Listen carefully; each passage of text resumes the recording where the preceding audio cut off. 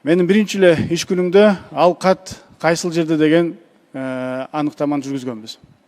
Анын алкагында ал кат дароо эле Конституциялык комитетке түшүп кароого жиберилгени маалым болгон.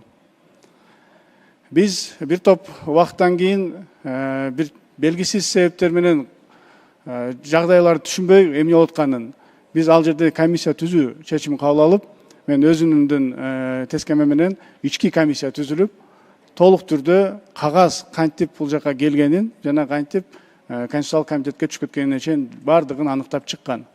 Бүгүнкү күнү ал жыйынтык МВДга берилген, ал жакта тергөө өз жумушун алып барып атат.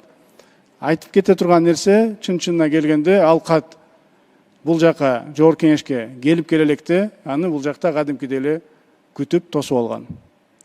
Алып келген адам бул жерден алып келгенден кийин андан соң билесиздер, процедура боюнча кат өз жолу менен тийиштүү мындай депутатка болсо депутатка, төрага болсо төрага, айтор өз жолу менен кетет.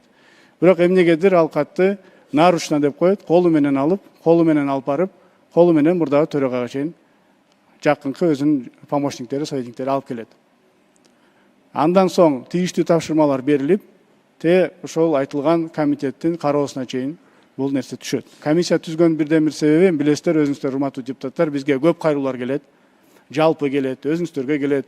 Биз эми ар бир кайрылууларды алып келип комитетте карабайбыз, аны дагы өзүңүздөр жакшы түшүнөсүздөр. Ошонун алкагында кагаздын жүрүшү боюнча гана комиссия түзүлүп, ошол комиссия өзүнүн жыйынтыгын бая айтып кеткендей тийиштүү органдарга, МВДга берилген. Ал жерде тергөө жүрүп атат. Биз ал жерде кимдин күнөөсү бар, мен ал жерде катышым бар, катышым жок, билген жокмун дегенге биз жооп бере албайбыз.